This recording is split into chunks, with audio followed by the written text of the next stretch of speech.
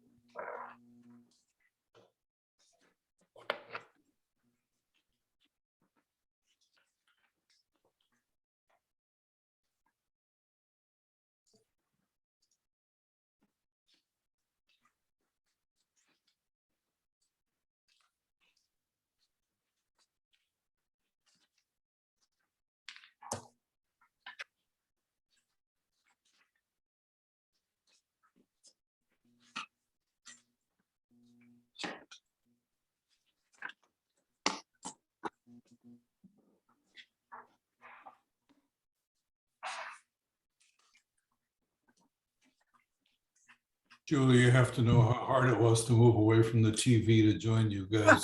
Yes. Hi, Steve. Hello, everyone. Welcome. We do know. And At least I'm happy the that you're here. hearing actually ended. We're really happy that you're here. This is exactly where we need to be, given what is happening in those hearings, right?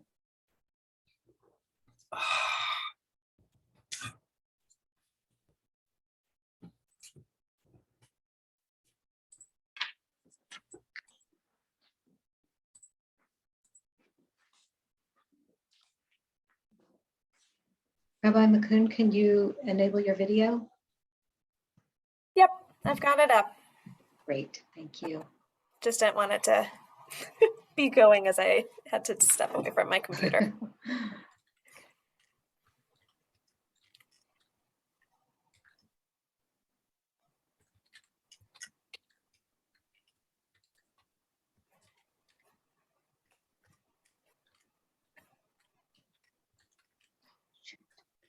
Sorry. Hi, everyone. We're so glad that you are here. I see that there are some people still coming in from the waiting room. But in the meantime, while we're waiting for everybody to be here, if you could introduce yourself in the chat, write your name, where you're coming from, and what congregation you are a part of. We'll get started shortly.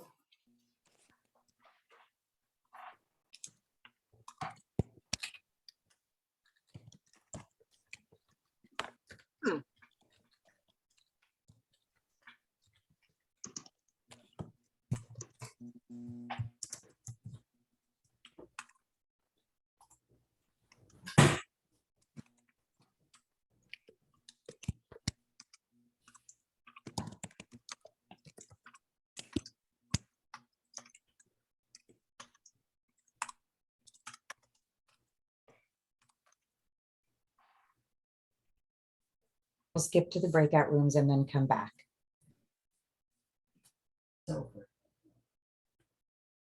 Somebody just said that at the meeting. Oh, sorry.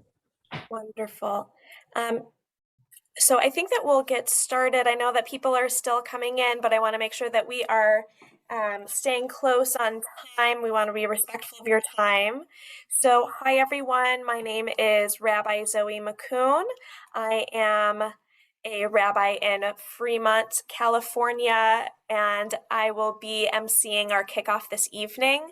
We're so glad that you are all here, and I hope that you are excited to see how many different places around our state that people are zooming in from. Before we begin, there are just a few items that I want to go over quickly. First, please, if you are not yet muted, please mute yourself and stay muted throughout this event. Your voice is very important to us, and we'll make sure that there are other opportunities for you to share it. And similarly, if you are zooming in from a movable device, please do not bring it with you to the bathroom or anywhere where it would be a problem to accidentally forget to turn off your camera. Please, if you want to have the best viewing of our speakers tonight, go to the top right corner of your screen. where it says view and click speaker view. And if you are chatting privately to a friend, please make sure not to send it to everyone, but rather to them directly so that we don't have our chat box too filled up. It's RAC California's tradition to begin with a land acknowledgement. So I am speaking to you from Temple Beth Torah, located on the ancestral and unceded territory of the Muekma, Ohlone, and Tamien and Lizjan people.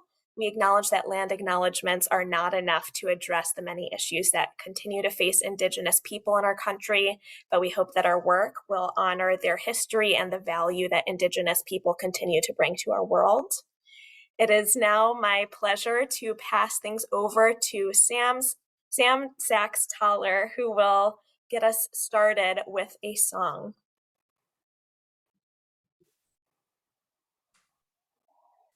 So excited to kick off the RAC California Climate Tzedek campaign with you all. Join us in singing Hine Matov, How Good It Is.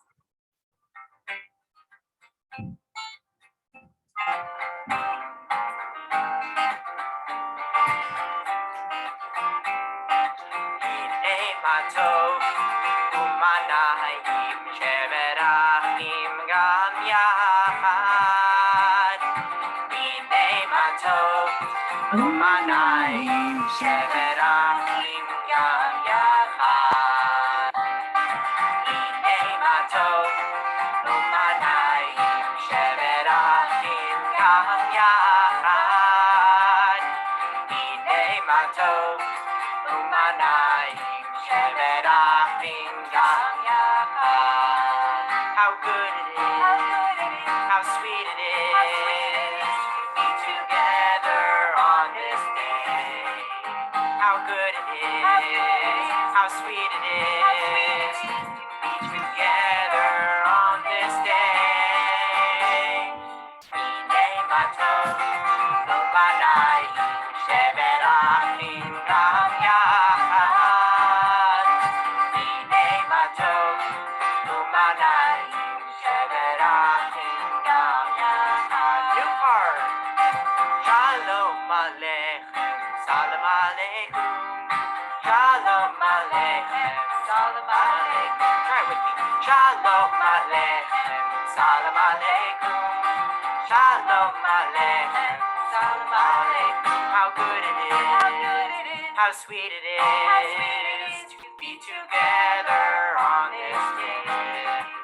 How good it is, how sweet it is to be together on this day.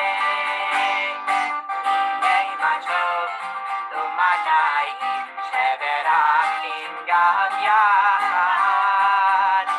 Hine Matov, Umanahim Sheverachim Gam Yahad. Sheverachim Gam Yahad.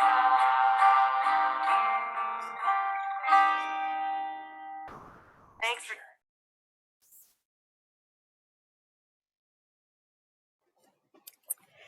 Thanks, Sam. And also Rabbi Julie Sachs-Thaler. We are so glad to have enjoyed that music. So just to quickly share a little bit about what we are going to be doing this evening, we are blessed to be hearing from a number of important voices. We are going to hear from Marcus Ottinger, who is connected with Camp Newman, Senator Josh Becker, Senator Henry Stern, and Ellen Israel, and as well as Sam Sakatan, who is the campaign manager for Cal Enviro Voters. So we will get started with Marcus Ottinger, a rising junior at Carlmont High School in Belmont Peninsula. He is a Peninsula Temple Beth El Justice team leader and a climate activist who is headed to Camp Newman for his 7th summer in a week from now. Marcus, we'll turn things over to you. Hi, everyone. I'm Marcus, and my climate journey started when I was 10 years old. My family would have these movie nights where either my mom or dad would pick out a movie and we'd watch it as a family. It was one of the few times we sat together during our super busy weeks. And one of these nights my mom chose Before the Flood, a Leonardo DiCaprio documentary about the effects of climate change around the world. One scene above all others stands out to me. DiCaprio is speaking with this charismatic Israeli scientist who grew up raising cattle about how eating less meat is healthier for you, not only from a physical standpoint, but from a greenhouse gas emissions one as well. I don't know whether it was just simply seeing a Jewish person in this movie, or the graphs and statistics in the scene, or the way that this man presented the information, but I became hooked on helping solve the climate crisis in any way I could as a 10-year-old. Earlier that year, I had spent my first summer at URJ Camp Newman. I quickly fell in love with the nature, the people, the activities, all the things that make camp great. As you might know, a little more than a year later, in the fall of 2017, Camp Newman burned down in the Tubbs Fire. The Tubbs Fire raged for more than 3 weeks and was, at the time, the most destructive in California history, only to be surpassed by the Camp Fire the next year. You might recall the school cancellations and our first experiences with wearing masks, all consequences of the smoke. I still vividly remember sitting on my couch as my dad read the email from the camp directors, alerting families about what had happened to my second home. During the summer of 2019, I returned to camp for a day to participate in the rebuilding efforts myself. My group restored a memorial grove while others helped build trails and create mosaics. Witnessing the reactions of all my friends upon seeing that our beloved camp was still at that point a charred and blackened piece of property really elevated the importance of climate action now and in the future for me. While the burning of camp is the most tangible effect that climate change has had on my life so far, the impending sea level rise threatens my actual home along the San Francisco Bay. Rising temperatures threaten to change weather patterns and migration routes all over the world. We are all aware of the millions of Europeans, many of whom are our own ancestors, that were displaced because of World War II. Climate migration is exponentially bigger. Over 340 million people have been displaced across the world since 2008. Estimates expect the number of climate refugees to be 1.2 billion by 2050. My realization that my future and everything we take for granted is in jeopardy, unlike ever in human history, spurred me into action. Along with being a member of the Green Team at my high school, I'm a member of the policy arm of the Bay Area Youth Lobbying Initiative, or Bailey, a student-run lobbying and advocacy group based in the Bay Area that promotes youth involvement in politics, but specifically climate-related issues. I'm also the youth representative on my synagogue's Social Action Committee, where we have built a community garden, enacted a program to promote vegetarian meal options at temple events, and are currently installing solar panels to lessen our carbon footprint. And that's how I ended up here, speaking to all of you tonight. Because with the full support and weight of the Jewish community, we can truly and fundamentally change our society for the better. We do not have the time to sit idly by and wait for someone else to do it. It's up to us. So get involved and help us build a better future for everyone.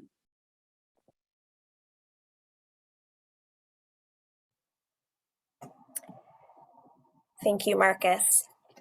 So as I mentioned, my name is Rabbi Zoe Mccoon, and I'm so grateful to be here this evening. The way that we live on the only planet we have is incredibly important to me. I grew up in Flint, Michigan. Before rabbinical school, I worked in Detroit for Chazon, a Jewish outdoor environmental and sustainability organization. And I'm a younger person thinking about what the world will look like for me as I grow older and for future generations. As Marcus mentioned, we each have our own touch points for changing climate. When I moved here, one member of my congregation mentioned, "Oh, you don't need air conditioning in the Bay Area," to which another person responded, "Well, you used to not need air conditioning here." We're all looking to the skies during fire season and noticing how apocalyptic it looks. We're wondering whether we're coughing from COVID or from breathing the air. We had our beloved summer camps burned to the ground, and we joke about how nice it would be if only we could get just a little bit of rain from the hurricane on the East Coast here in California. It's overwhelming to live in our world at the moment. We don't have to name the many crises that we've encountered just in this past year. Each issue feels incredibly important and we want to do something, yet each feels like an uphill battle against people and systems not operating on our values. When they are all happening at the same time, the overwhelm and frustration compounds, and so does the frequency at which we feel as though the things we do might not matter. We cannot let this feeling stop us. In moments of overwhelm, I'm grateful for our Jewish tradition that speaks to us about this very feeling. After we received the commandments at Mount Sinai and in the wilderness, our ancestors showed again and again how overwhelmed they were by the experience, by the new commandments, by the responsibility of keeping God happy through their actions. Amazingly, the Torah itself acknowledges that we will feel overwhelmed by its demands and promises that fulfilling the mitzvot, including caring for the planet and building a just society, is not in heaven nor beyond the sea. No, the thing is very close to you in your mouth and in your heart to fulfill it. The steps we need to take are right in front of us. We is the operative word here. At Mount Sinai, we received the Torah and accepted it collectively when we said, Na'aseh v'nishma. We will do it and we will come to understand it. In the words of Reb Zalman Schachter Shalomi, we've got to get it together. With all this in mind, the Climate Tzedek campaign is both a campaign to address the climate crisis and equally a campaign to address the crisis of overwhelm and the splintering of our collective power to respond. It's my pleasure to invite Ellen Israel, who will moderate a conversation with Senator Josh Becker and Senator Henry Stern. Hi, everybody. I am Ellen Israel, a member of the RAC California leadership team and also the campaign team. Thank you, Rabbi Zoe, for those words of inspiration. I am also a member of Temple Judea. I am pleased and honored tonight to we have two special guests, Senators Henry Stern and Senator Josh Becker. I'm going to give a little brief bio for each of our senators. They're way more impressive than what the short bio I'm going to give, but because of time, we're going to keep it short. Senator Henry Stern is a representative of the 27th District of Southern California, which include parts of the San Fernando Valley, Ventura County, and Santa Clarita. I am one of his constituents. He chairs the Joint Legislative Committee on Emergency Management.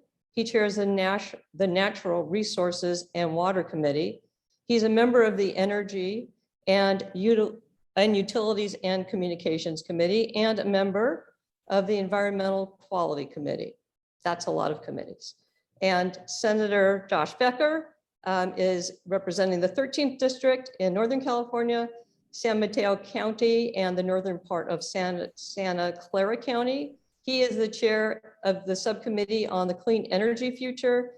He is the vice chair of the Joint Legislative Committee on Climate Change Policies and a member of the Energy, Utilities, and Communications Committee. Both very impressive resumes. Senators, we invited you here tonight because you are what I'd like to call climate justice warriors. You have made climate justice, environmental issues, some of your top priorities as you serve us in Sacramento.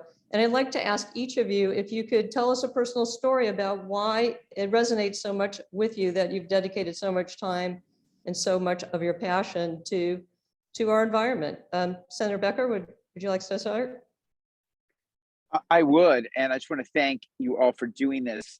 I know I could be more excited. I know that Senator Stern feels the same way to have this kind of showing, to have this kind of support and this kind of mobilization from our community. I'm a member of the Reform Congregation, Beth Am, and I will mention, because it's relevant, that Senator Stern and I met doing Clean Tech for Obama.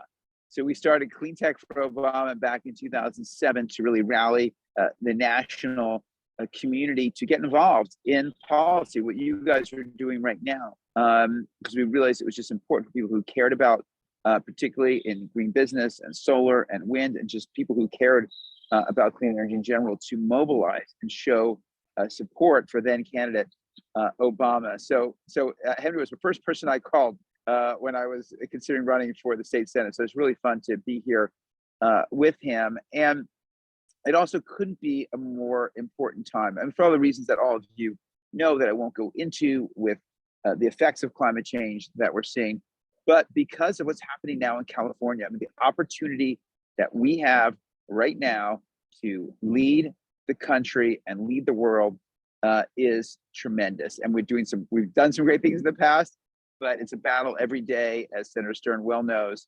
And we have an opportunity right now with this budget that we're deciding right now in the next 10 days. Although some piece of it will probably keep going, but next 10 days primarily. And with legislation this year that Senator Stern and I are both working on to dramatically move the needle. And that's what we need to do. We're not on track for our 2030 targets here in California, which is 40% below 1990 levels. We're not on track, really not close to it. And so we need to dramatically accelerate, and having all of you involved in that will be tremendous. And for me, it's just sort of been something I felt. You can see the background behind me. And it's just always been important to me. And, I worked for an environmental consulting firm out of college, and we actually created in 1991 for EPA, the Clean Air Marketplace conference. And it was the first time I sort of saw it, say, hey, you know what? This is about creating a better world, but there's also a whole industries we can create here. And the first time I really saw that opportunity for new technologies to help transform, the way that we were getting our energy. And, at this point, I'll leave with this, just to say, we now know it's not, for many years, technology was an issue. Yes, we could get pretty far, but technology was still certainly an issue. At this point, technology is not the issue. It's really about political will and getting the right people there. So, we can have more colleagues that share our views, but really getting the people involved to fight the special interests and make sure that we can get some of this legislation passed, and we can really lead the nation, which we have to, because we all know what's happening in DC and progress not being made there, to lead the nation, lead the country. So I couldn't be more excited to be here, and I'll end with that for opening remarks. Great, thank you very, very much. I neglected to say, and this is important, that both of these senators are members of the Legislative Jewish Caucus, which is a Jewish voice for justice, equality, and progress in the Senate, and that is something I really want to highlight. Senator Stern, a personal story? Well, I'll start off just personally by thanking you, Ellen, for being such an incredible leader in your own right, within not just Temple Judea, but this broader RAC network, and watching RAC grow over the years and not just mature, but diversify and find young voices and new geographies and new strongholds. It's incredibly encouraging to see you all get your sea legs under you in this advocacy world that can be quite intimidating, and often, Sacramento feels like a foreign country sometimes. No one quite knows what's going on in SB 244 and SB 1173, and what does it all mean? And you read a little bit about it in the papers, but you don't realize maybe that we can change the entire world here in our backyard. And that's why I ran for the Senate, and that's, I think, why Josh did too, is, we really do want to stop this slow moving and very certain catastrophe in our own backyards and for everybody else.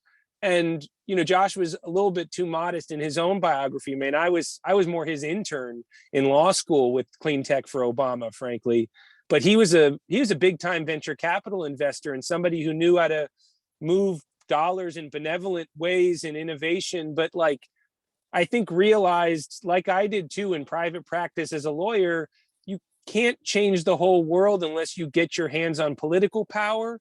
And this is an incredibly powerful fulcrum we have in Sacramento to leverage the third largest, fourth largest I don't know, depending on how you look at it, economy size, but the third biggest consumer of petroleum on the planet. So we are complicit deeply in California. It goes US, then China, then California. You want to talk about petroleum consumption. So as the senator just told you, we're very green in our hearts and in our marketing and in our lifestyle. And we buy a lot of electric cars, but we're also the biggest polluters on earth as a small nation unto ourselves. For me, that all came home during the Woolsey fire when my place burnt down, and I lost more than that. You know, the trauma it imposed on my family. Had elderly grandparents who should not have been evacuated or left their homes and were forced into the trauma of displacement. And essentially the same refugee experience that we see through war, like we see in Ukraine right now, is exactly what climate does. And you see that displacement and the impact it has on moving millions of people all over the place at times that they shouldn't be moving. And that's true in Marcus's case up north. When Newman burnt down, that's true down here in Thomas and Woolsey, when people are trying to escape even like 120-degree day out in your neck of the woods, in Woodland Hills and Tarzana in the valley. Those are days, those are movements that are very hard to execute. And so I chair emergency management because I think of this all like a FEMA disaster, except it happens every single day. And I'll just say, you know, from a personal perspective, it's hard. You wake up and you think, how do I save the whole world, right? We're all on fire. Like it's almost overwhelming. It's a little bit intimidating, but for everybody who wants to get involved, I think as Jews, we have to remember that it's not our choice to say no to the work. We have an obligation to try to save the whole world, even if we can't do it. I asked my own personal rabbi, my wife, to remind me of the Hebrew here, but it's lo lecha hamelecha ligmor, velo ata ben chorin, lehivatel mimena, which is paraphrased, you can't actually change the whole world and you can't save the entire world, but it's not your choice to waste that opportunity. And so that's our task in this climate campaign, I think, is to try to do everything, even if we know we may only solve one or two things. But thanks for having me, Ellen, and I'm honored to be with such a group of great leaders. Thank you very much. So unfortunately for you guys, RAC California has given me the virtual hook. We have about 4 minutes left, and I'd like to ask each of you just very briefly to talk about the importance of grassroots organizing, of people power, of getting people involved. Do we do our civic duty when we vote and send you all to Sacramento, or is there more to be done? Help us pass some bills. You know, I mean, Josh and I, we lose more than we win sometimes. You know, we're fighting a big oil and gas lobby. So we've got some fights on our hands. Josh can tell you about a few of them going on, but, you know, people power actually helps. So when it comes down to the 21st vote we need on that Senate floor on a divestment bill we just passed, SB 1173, having pressure from the outside on Twitter, from constituents, that helped us get that 21st and 22nd vote. Shame is a powerful tool. And so if people know you're watching us, we're less likely to sell out to the oil industry. I don't know, Josh, maybe I'm too harsh on us, but I think we need a little bit of that pressure and a little Jewish guilt that can't hurt. Yeah, and Sacramento, I realized this early on, it's a very small place. And like if you stand on one corner, you can see the whole legislature walking by, and therefore every voice really matters. And I'm just gonna say, get wonky for 30 seconds, which is I have a concrete bill. As you may know, cement and concrete are 8% of the world's global emissions. We got a target on cement, net zero target last year. We're working on concrete this year to have the government buy low carbon concrete. We've got the cement, the concrete makers have signed a letter with NRDC, like historic, say to support this bill, but the contractors are opposed to it, and like irrationally. So, you know, the whole bill is in jeopardy. Next week, this is coming down. So it's just an example of something where, you know, people don't weigh in. You know, it's left to, you know, legislators to weigh in on the fight between the contractors and the, you know, and the manufacturers. And we need people to weigh in and add their voice. So it absolutely helps. Great, thanks. So there's lots of opportunity for community organizing, group action, and to make a real difference, it sounds You like. you did it. I mean, you email me, right? And I say, hey, let's go to work. And I mean, I work for you, you know, and it's that easy. We're not that far away. And Josh's constituents know him, and there's others of us just like you. So we just need more Ellens. You know, we Not sure really the we world's need. ready for that, Senator Stern. But Well, but really, any of you who want to send me a note, just like Ellen did as an organizer, that's our job, is to be responsive to you. So if you want advice on where to put your shoulder to the wheel, whether it's Josh's concrete bill or divestment legislation or working on extreme heat or issues to push back on oil drilling, on offshore drilling, we're in a big fight right now. There's plenty of opportunities. So we'll do our best to give you guys some good trouble to get into. great, that is fantastic. We look forward to continuing to work together and future working together. Thank you so much for joining us. Really appreciate it. Okay. Thanks for having Thanks, us. I'm going to turn this over now to Rabbi Julie Sachs-Toller, our super duper lead organizer for RAC California. Julie, take it away. Thank you. Lucky for me, I get to go after the senators. Just thank you so much, Senator Stern and Senator Becker.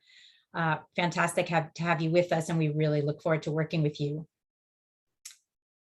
We are going to come to our most participatory part of the evening and have some breakout rooms where we're going to get a chance to get to know each other. So you'll have a chance to be in a breakout room, most likely with 3 other people in addition to yourself. We'll have 12 minutes, and we want to invite you to introduce yourselves, to make sure that everyone gets to speak. And the question we're asking is, how have you been impacted by the climate crisis so far? So for some people, that's easy to answer. You have something big that has already happened, right? It could be a story of how you are living in the drought. This is as I think Rabbi Zoe said, the worst drought we've had in recorded history in California, or the fires, or the annual season of smoke that has become our new normal. But I also want to open our minds to the full range of ways that we are being impacted.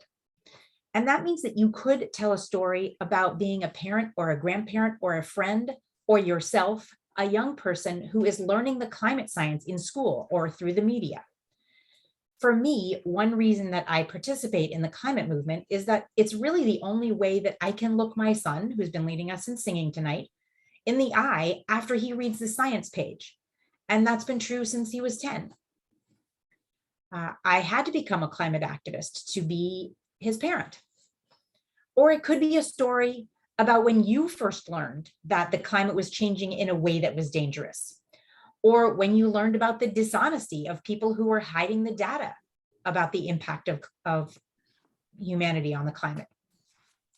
All of these are stories that we have about how we are being impacted.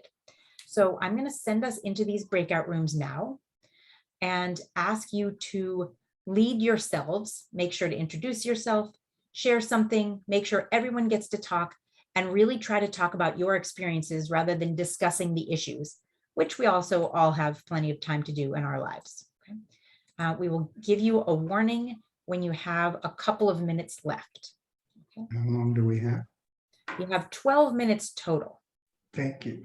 You're welcome. Thanks for asking. Here go the rooms. And if you heard.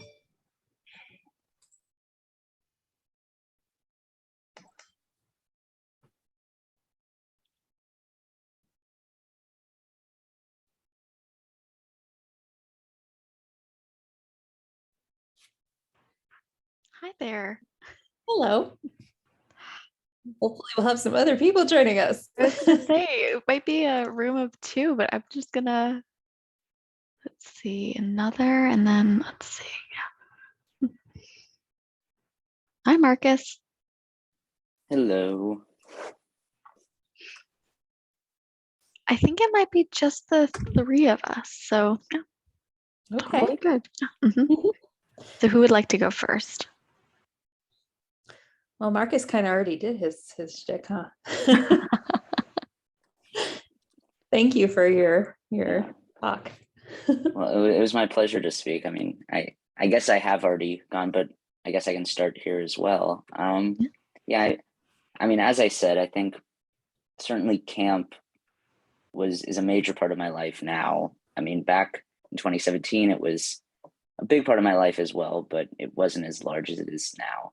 But just the idea that something that you take for granted, you know, your home or, you know, where you spend your summers or whatever it is, you know, the fact that that can be gone in the span of a few hours is something that's really humbling and makes you want to, you know, truly change what, you know, you do in your life and what you want other people to do. And so that's personally one of the main reasons that I got involved in climate activism and advocacy work, because it's my generation that truly has to deal with this stuff. And so I don't want, you know, my kids or my grandkids to deal with that idea and that knowledge of, you know, their camp burning down or whatever. So that's why I got involved, and I kind of gave my personal story already, but yeah. Lauren, would you like to go next? Sure. I don't know that I have like a single story or event or anything that catalyzed my interest in being involved in this project. I think it's sort of just a more generalized existential terror, mostly for my kids. I feel like I sit with an enormous amount of privilege. You know, I'm an upper middle class white lady who lives in the suburbs, and I don't think I will ever be in a place where, you know, my background and my money aren't going to help mitigate the impacts of climate change on me to some extent. But I don't know what's going to happen for my two sons, 7 and 10 years old. Not to mention, you know, the enormous number of people who don't have my privilege and are already feeling extreme effects of temperature and weather.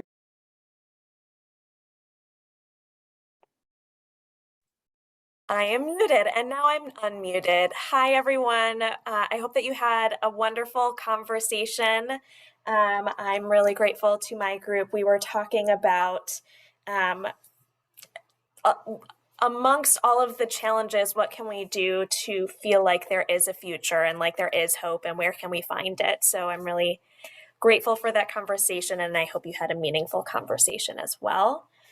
It is my pleasure to invite Samuel Sukatan, I mispronounced your last name earlier, my apologies, who is the campaign manager for Cal Enviro Voters. So we're so glad to have you here. California Environmental Voters is the full name. And we're so glad to have you here and to hear some of your wisdom.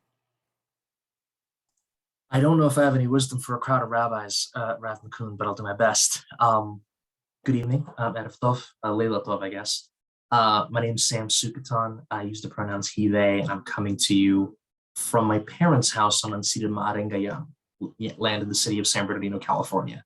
For some of you who are old timers, I'm about a mile from the original location of Congregation Emmanuel on East Street. So I think of myself, you know, I find myself a neighbor of the Reform movement. I live and work in Los Angeles, in Mid-City, next to Wilshire Boulevard Temple, with California Environmental Voters as their state advocacy coordinator.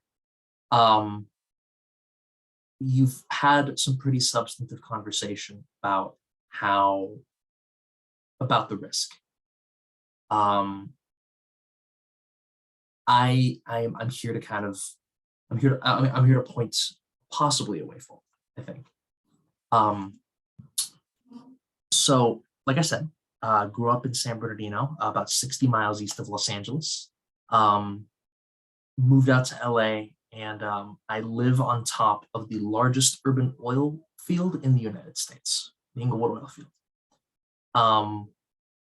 California is the world's 3rd largest oil consumer, and is actually the United States' 5th largest oil producing state. Those of you who are in the East Bay and Richmond, you've seen some of this. Those of you who are in Ventura and Orange County, in Kern, and some of you in Los Angeles. It's very carefully hidden, but you can find kind of hidden derricks all over LA. My kind of first kind of exposure to the environmental movement as an adult was very much watching. I wish Henry and Josh were still here, but like watching a fracking moratorium go down in flames. I was hired by the Sierra Club. I was 24, 23, 24. And was told you have a month to get this to the Senate floor. Good luck. We got it to the Senate floor, and there it just died. And a lot of people were very demoralized and very scared, and sitting and looking at each other and saying, what do we do now? And they said, Sacramento feels like a different country. Sacramento is hard for us. Sacramento, there are more powerful people than us. Sacramento, there's a lot of money, but we have to do something. Somebody actually said it, and I love the quote by Rabbi Abraham Joshua Heschel, that in a free society, few are guilty, but all are responsible. And so how do we make people feel more responsible? We go to the countryside. So I got hooked into a bunch of ballot initiatives to ban fracking here, stimulation there, San Benito, Santa Barbara, Ventura, La Habra Heights. I lost a lot more than I won. So I don't know if some of you saw me smiling when Henry said that. I was like, I've lost a lot more than I've won. I've spent most of my early adulthood losing. And then in LA, local congregations, young people, folks who are historically disenfranchised in South LA, like folks who live through Watts, folks who live through the 92 uprising, folks who live through gentrification and are seeing themselves being pushed out. They said, no, not enough. We're not having these oil wells in our schools. We're not having these oil wells in our homes. We know this has been the way for 40 years and we're done with it. They picked a pretty solid name, Stand LA, stopping something, the ND is neighborhood drilling. I can't remember the whole thing, but Stand LA. And they said, we're gonna shut down the Youngwood oil field, all of it. Experts were like, you're crazy. Powerful politicians. There's a lot of multiple parties. You have to go through all these jurisdictions, all of this red tape. You got to go to the county. You got to go to Culver City. You got to go to Los Angeles. And this was, I think, this was 2014, 2015. We had already lost a bundle. The one I enjoyed the most is I organized it up at UCSB, and the students came out hard and they won. They won Isla Vista, but we lost by 20,000. It was a rough night. We don't know if you can do this because, oil is just so big and so powerful, and LA is such a hard city to work in. Yeah, it is. For those of you who are in Southern California, you may remember the news last year that Culver City is committed to phasing out oil drilling by 2025 in its portion, immediately followed by the county of Los Angeles. And now the city of LA is working on it. That's not to say it didn't take a while. One of our initial activist leaders in Culver City, Daniel Lee, is now vice mayor. He's running for Congress. I don't know where that's going, but I remember getting coffee. I was like 24, 25. Hey, I want to end drilling in oil fields in Culver City. I was like, all right, let's talk about it. We've had a lot of leadership transition, both at the county and at the city. New city council members, new state senators, that without that commitment from Stan, from the Sierra Club, from Food and Water Watch, really jumping into the question, that wouldn't have happened. And it did. One thing that I think Josh said, and Enviro voters, we love to say this, the solutions are there. Even on social media, these young folks, the garbage clean is a good one, talking about this is the tech, melting down plastic, generating electricity on roads. Like, the tech is here. It can scale. It's political will. And with respect to our legislative champions, with respect to folks who are doing excellent work in Sacramento and Washington, they're weather vanes. They point to where the wind blows. And the wind is very often money. The wind is very often money, and it's unfortunate. Let's just name that. But I think we are in a moment right now where storms are blowing every which way, and consistent leadership and moral witness from people that have deep understanding, deep commitment, and deep history for this are integral. And I'm not going to tell you your own history, but in every great moral and political struggle of the 20th century and of the 21st, the reform movement has stood stood first, stood right, and stood constant. With that in mind, then, I know that this is the beginning of a long campaign. I know that folks are like, it is enormous and it feels enormous. And we're going to have to remind ourselves that we are not obligated. We are not obligated to complete the work, and we're not allowed to walk away from it. But I can tell you right now that the world is changing around us, that the world has changed around us, that when I started in the climate movement about 10 years ago, like I came out of the labor movement because folks are like, climate, no, there's no way. I remember I was dating somebody who's like, I don't want to think about climate. It's too scary. That ex of mine has a kid now. She's like, no, we can do this. I believe enough that we can do this, that we can build a world that's worth bringing children into. We had a long conversation about this. And with that in mind, again, like we're at a moment when moral voice, when organization, when skill can be brought into the balance and change the world, change the way the world looks, change the way the world works.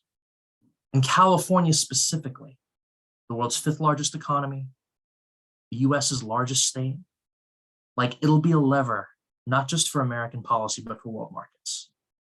And I don't know if you saw kind of some of the returns from Tuesday. I know people are really worried. San Francisco, progressive prosecutors losing. The history, like the future of California lies south and east. Those of you on the Central Coast, in the Central Valley in Los Angeles, in the Inland Empire in San Diego, that's where the votes are, and they're not voting. I think turnout overall statewide is like something about 23-24%. 1 in 4 voters lives in LA County, right? Half of the population lives south of Bakersfield. And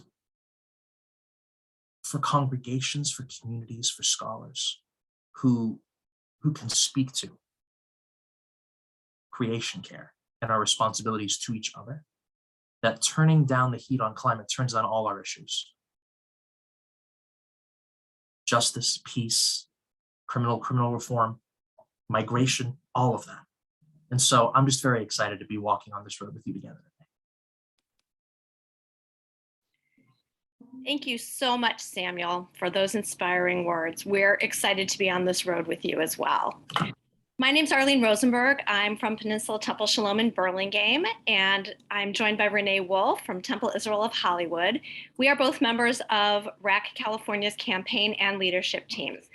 And now that you've heard a bit about as if you needed to be reminded about the urgency of the climate crisis, and you've heard how important it is for people to unite to create political will, we are here to explain to you what the Climate Tzedek campaign is and what it's going to look like.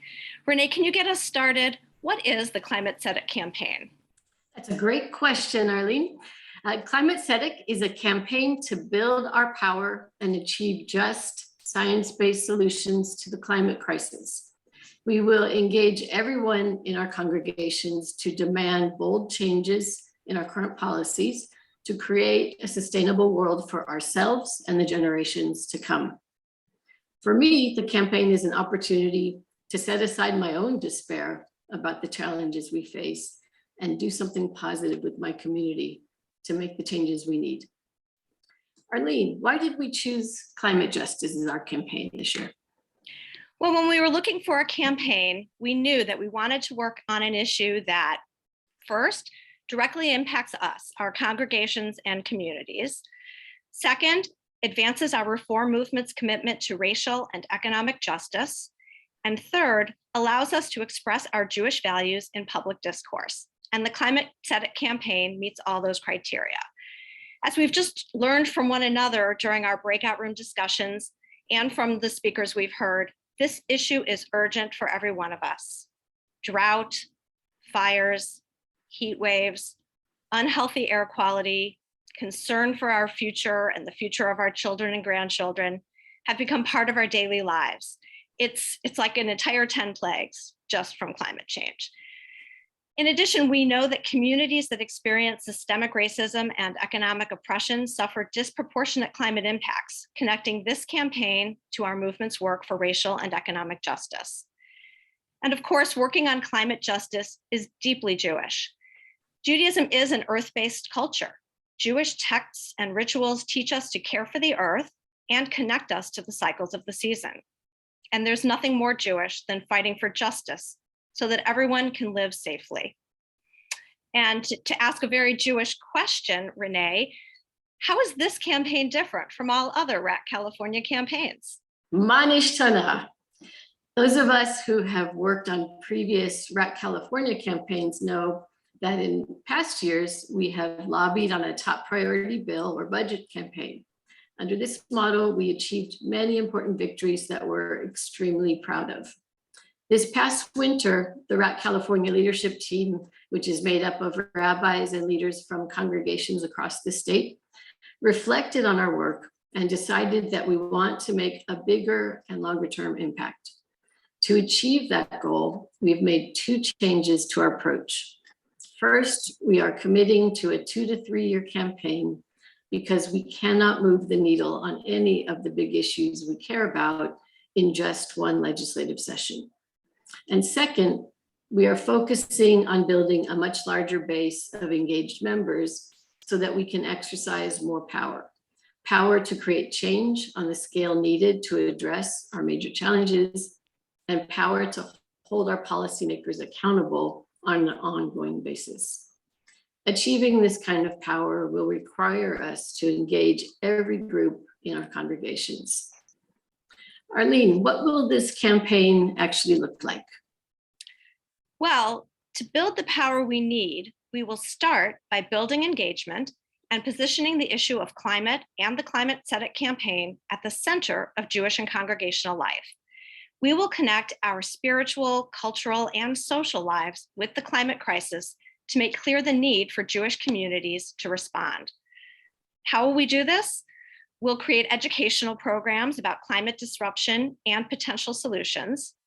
And we'll also facilitate conversations like the ones we all had tonight in our breakout rooms, in which we invite congregants to share how they are personally impacted, both by the climate crisis and by the powerlessness so many of us feel about our ability to effect change.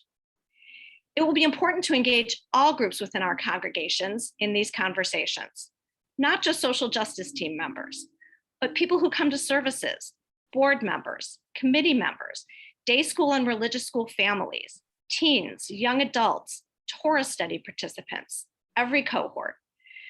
The conversations can take place at standalone gatherings. They can also be integrated into other congregational activities, from school to services to seders. By having these conversations, we will not only build momentum for our Climate Tzedek campaign, we will also form tighter communities, meet people outside our usual circles, and build relationships that will extend beyond the campaign. Now, these kinds of conversations don't just happen. They need to be planned and prepared for. And that's why we'll be offering training sessions for our congregational leaders on how to do this work. And later this evening, you'll have a chance to sign up for one of these trainings.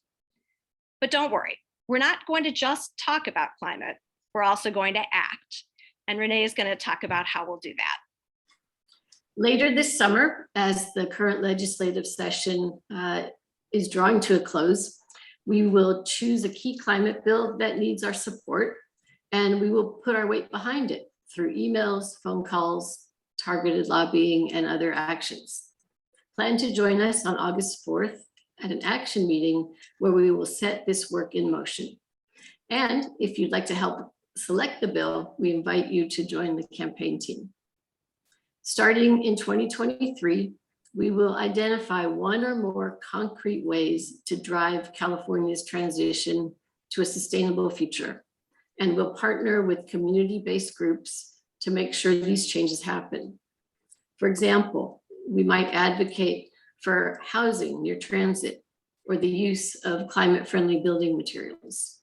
Or we may focus on transportation electrification, preparing for climate impacts, or the distribution of public funds, such as subsidies for charging stations, to the communities most in need. Our work may target legislators, regulators, the governor's office, or even private industry. Depending on where we choose to focus and on each congregation's individual interest and capacity, the activities we engage in will take multiple forms. As in the past, we will organize statewide actions such as email and phone call or text campaigns and lobby meetings. We will also expand our reach by taking visible actions within and outside the walls of our congregations, and get creative by incorporating art, music, and Jewish culture into our activities. For example, on Tu B'Shvat, a congregation might ask members to draw pictures of what they imagine trees will look like if we do nothing about the climate crisis. And then we exhibit those pictures in a public space, such as a park or a street fair.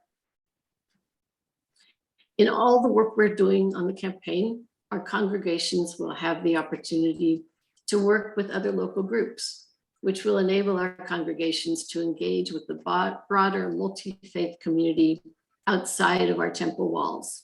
We are so excited about this part of our statewide campaign. So that is the broad outline of the actions that we'll be taking. At this point, you may be thinking, how does it all fit in with the RAC National campaign? Arlene, can you shed some light on that? Absolutely. So the RAC National campaign, Every Voice, Every Vote, and Climate Tzedek are interrelated. We need a functioning democracy in which every voice is heard and every vote is counted to ensure that public policy reflects the will of the people on climate as on every other issue. In fact, Senator Becker just a few moments ago said to us, I need the right colleagues to do this work. And that means that we need everybody to vote and every vote to be counted. The Climate Tzedek campaign, therefore, will work hand in hand with the National Every Voice, Every Vote campaign to encourage voter participation and protect voting rights. Now, in practice, what will this mean? This summer and fall, some members of our communities will work on both campaigns at the same time. Other people may choose to focus first on Every Voice, Every Vote, and then shift over to the Climate Tzedek campaign after the election. But either way, we can also cross-pollinate these two campaigns. So if your congregation, for example, is hosting a virtual or in-person gathering to write postcards for Every Voice, Every Vote, while everyone is gathered, you should ask people to share how they first learned about climate change or how they and their families have been impacted so far. And in that way, we can be continuing to build awareness of our Climate Tzedek campaign while we work on Every Voice, Every Vote. Renee, what is our timeline for this campaign? We are starting next month. July 14th and September 7th, we will hold trainings for leaders on base building and congregations, including training on holding successful house meetings. On August 4th, we will provide training and materials to lobby on the bill that we select. If you'd like to join the campaign team to help choose the bill, please email our amazing and fearless leader, Rabbi Julie Sachs-Teller. Between now and November, while all this is happening, the National Every Voice, Every Vote campaign will be ongoing.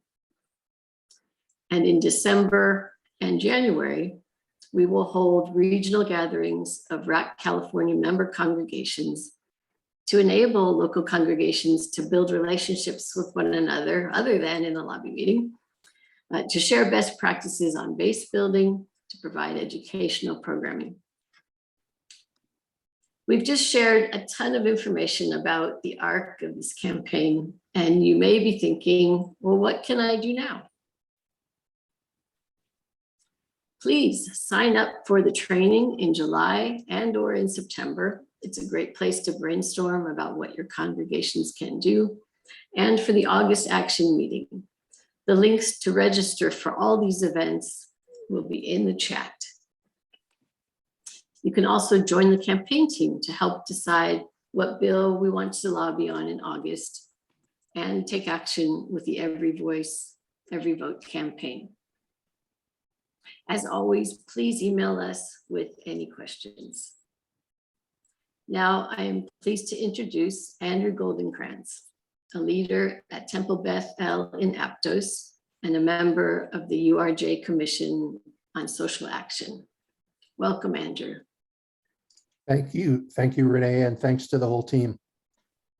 You know, we hear a lot about the benefits of grassroots organizing, And I'm going to push back a little bit on that. Grassroots organizing, grassroots in an ecological sense are shallow and fragile and annual. They come and go. Congregational organizing, what we're talking about tonight, is deep roots organizing rather than grassroots. It encourages us to think about our ancestors and descendants and important questions about our lives. And it tends to emphasize sustainability and long-term thinking. You can't get that in a lobbying visit or a 2-year legislative cycle or a business with a quarterly report that they have to prepare. But deep roots thinking is particularly important in climate issues.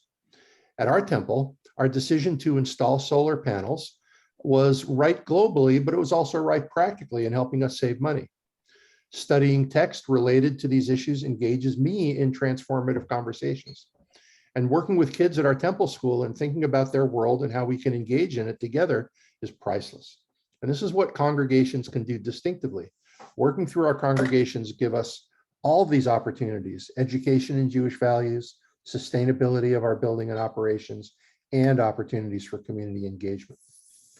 And we've also learned tonight that there's 3 kinds of power. You heard about organized people and organized voting, and now I want to talk to you about organizing money. Right? The kind of organizing that we're talking about is going to take some money to grow our power. Whether working in Sacramento, DC, or in our home communities, we're going to need materials, excellent staff, as you've learned, as you've met tonight, communication tools, the whole package. We pay temple dues and we understand the value that we get from doing that, and we need to pay now for temple community development in this way. Now, each of us has different capacities to give. Some of you can give a little bit and some of you can give a lot. I'm a school teacher, I'm kind of on a fixed income, and I get paid monthly, so I choose to give monthly. Now, I've chosen to give 4 times CHI, $72 a month, to this campaign because my family of 4 has gotten a lot out of this work. And maybe you can do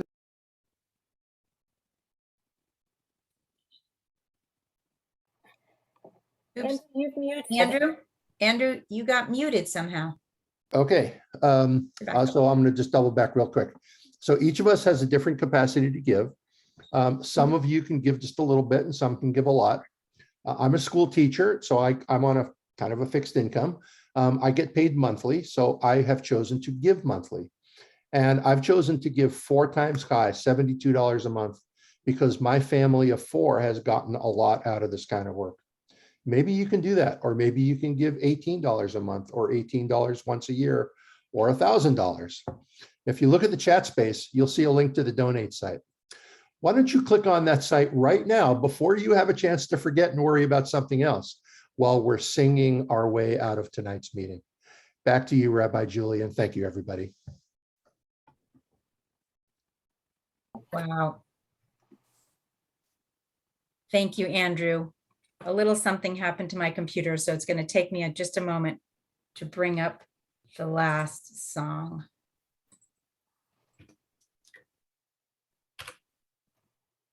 That's okay. That gives us time to click on the link to donate. There we go. Here, it's more than one of me. I brought in some more people to sing with me. So It's not showing on our screen. Okay. Thanks for bearing with me.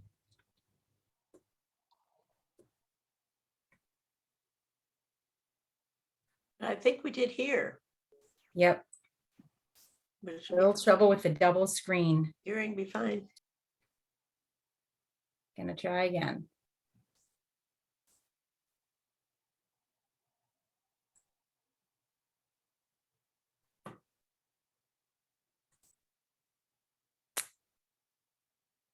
Oh boy.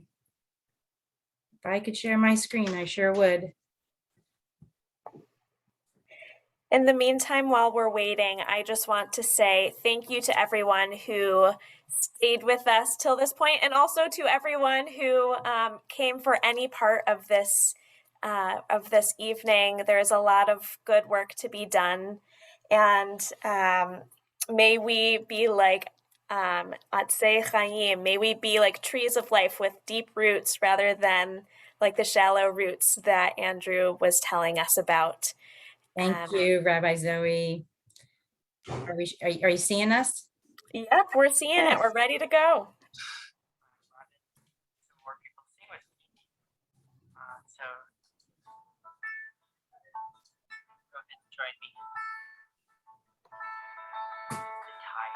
rising, and so are we.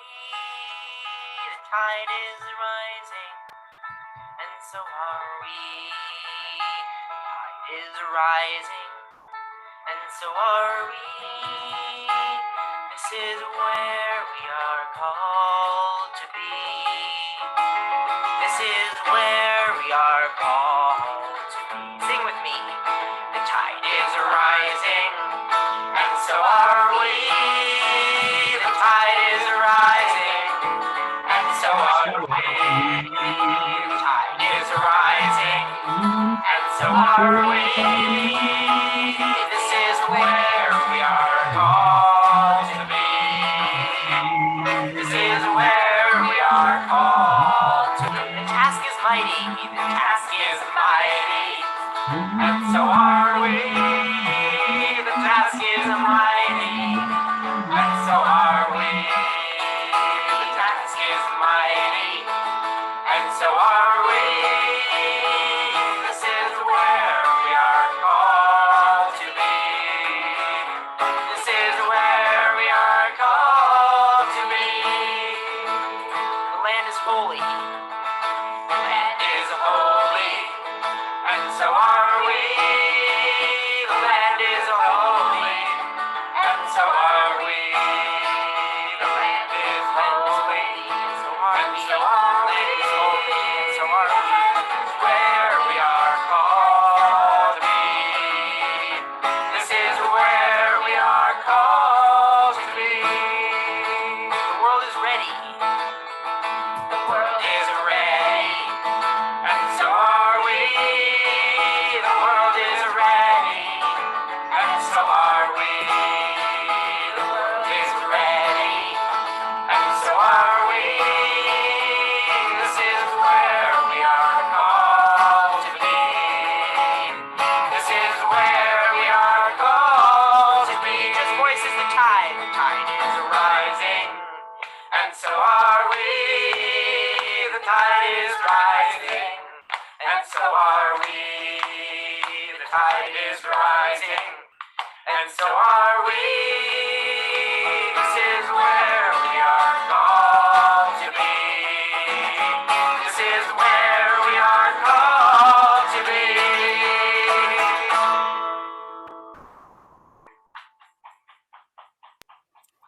Thanks for joining us. Thank you, Sam, and thank you to everyone. We hope that you have a wonderful rest of your evening, and we look forward to working together soon. Lehit ra'ot, everyone. Laila Tov. Thanks all. Thanks so much. Good night. Thank you. Thank Thanks you. for organizing this so well. Thanks. Thank you so much. Yeah. Thank you so much. I really appreciate it. I heard Nancy's voice. Thanks, Nancy. Thanks, Sam. Love you. To Love our you. speakers. Thanks to everyone who got here and to helped get other people here. Sorry to run over time. That was mostly my fault, I think. Oh, that was just fine. Well, thank you all. Thanks, Helene. Talk soon. We will send the slides. Will you send the slides to everybody who registered? Sure. Great. Thank you so much. Absolutely. Thanks for asking. Who was that asking? Naomi Bernstein and Natalie Bernstein. Fantastic. Thank Tell you us- so much. Tell us Thanks where for you are. joining us. Naomi and Natalie, tell us where you are.